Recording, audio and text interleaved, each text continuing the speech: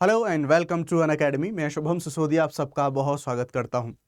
उत्तर प्रदेश के अंदर अभी तक 75 जिले हैं। एक 76वां जिला बनाने की तैयारी उत्तर प्रदेश के अंदर हो रही है, जिसका नाम होगा कल्याण सिंह नगर।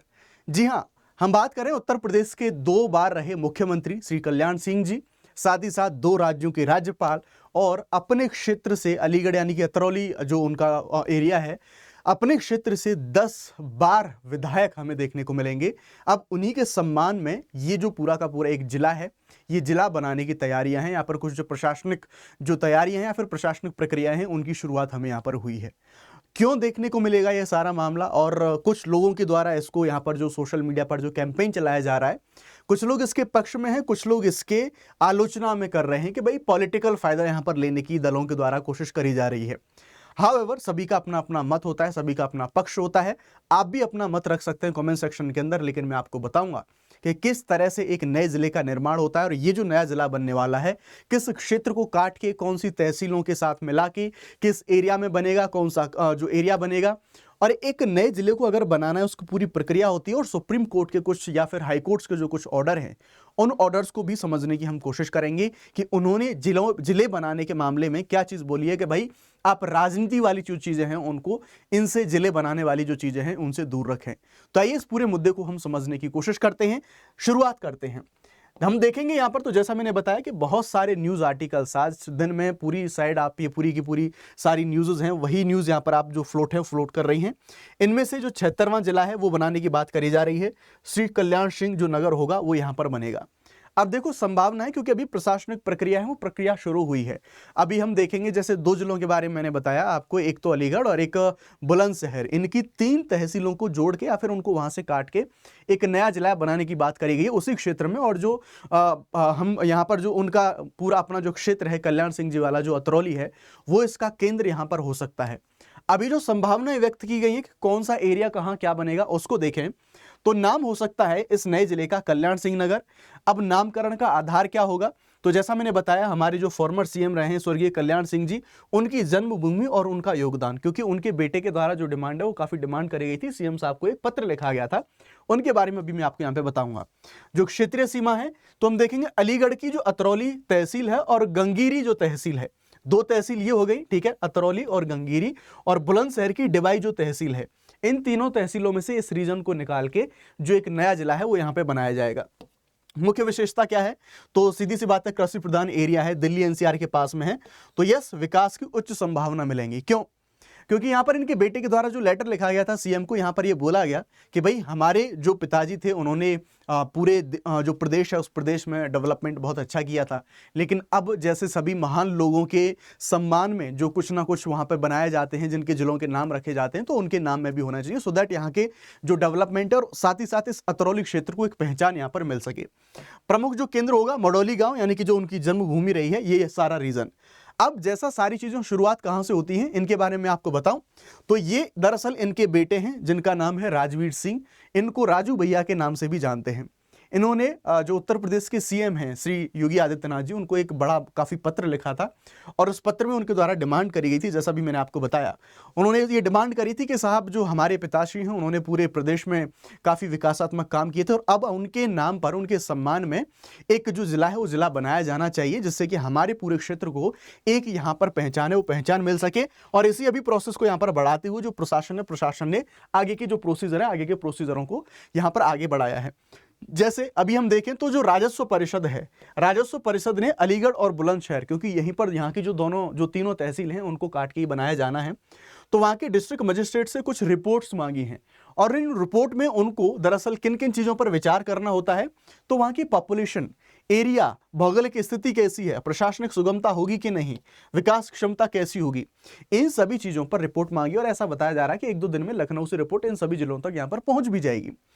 इस पूरी रिपोर्ट के बाद में जो प्रस्ताव है वो कैबिनेट को भेजा जाएगा, और फिर उसके अनुमोदन मिलने पर 2026 तक ऐसी जो पॉसिबिलिटी है, ऐसी संभावना बताई जा रही है कि 2026 तक ये जो नए जिले का निर्माण है, नए जिले का निर्माण हो सकता है। अगर आप अपनी स्क्रीन पर देख पा रहे हैं तो यहाँ पर जो क्षेत्र हैं, इन क्षेत्रों के बारे में बात करें तो आपको यहाँ पर अलीगढ़ देखने को मिलेगा और बुलंदशहर ये देखने को मिलेगा। तो इन्हीं क्षेत्रों में से यहाँ पर से कुछ जो 3 तहसीलें निकाल के एक नया जो जिला है वो बनाने की जो बातें हैं, वो बातें यहाँ पर करी जा रही हैं। अब कुछ लोगों के द्वारा तर्क यहां पर यह दिया जा रहा है कि कुछ लोग इसके पक्ष में हैं, कुछ लोग विपक्ष में हैं।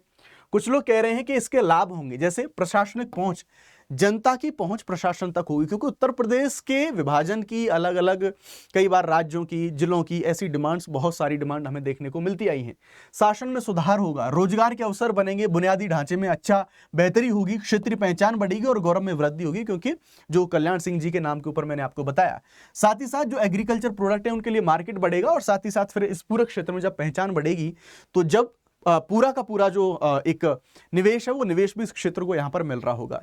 क्या हमें और चीजें देखने को मिलेंगी? तो समर्थक तो एक तरफ ये कह रहे हैं कि विकास और विरासत का सम्मान करा जाएगा, एक व्यक्ति की बहुत बेहतरीन जो पर्सनैलिटी रहे हैं, उनकी एक राजनीतिक लेगेसी रही है पूरे प्रदेश के एक जो निर्माण में, तो इसके तौर पर इसको देखा जा रहा है। सोशल मीडिया पर नए भारत का नया यूपी इस हैशटैग के साथ अभियान ये जो है यहां पर चलाया जा रहा है। लेकिन कुछ लोग ये कह रहे हैं कि इसका जो भावनात्मक नामकरण है, इसके माध्यम से जो राजनीतिक पूंजीकरण है ये यहां पर करे जाने की कोशिश करी गई है।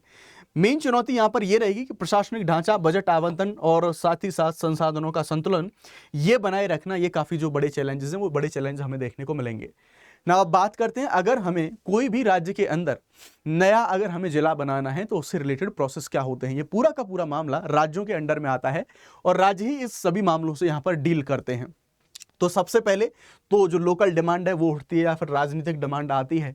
जैसे अभी यहाँ पर जो पूर्व सांसद जो राजवीर सिंह थे उनके द्वारा ये डिमांड करी गई, तो वो ऐसी डिमांड पहले उठाते हैं और ये प्रशासनिक सुविधा इन सभी जो चीज़ों के कारण में होती है। और वो ये भी कह रहे हैं कि भाई डेवलपमेंट भी बेहतर होगा यहाँ पे।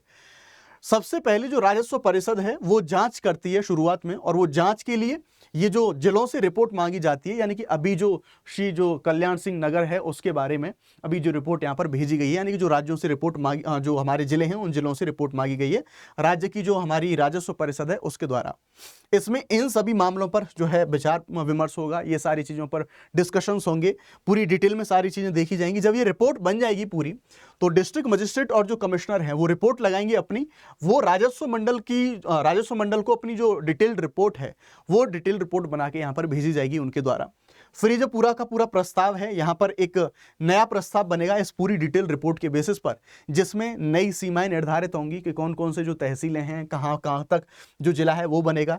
तहसीलों का पुनर्गठन होगा फिर से, और जो मुख्यालय है उसका निर्धारण होगा कि कहाँ पर जो हेडक्वार्टर बनाया जाएगा पूरे जिले का, और जो कलेक्ट्रेट रहा, पुलिस रहा, जुडिशरी रहा, सारे के सारे जो प्रशासनिक ढांचे हैं इनका निर्माण भी यहाँ पे किया जाएगा।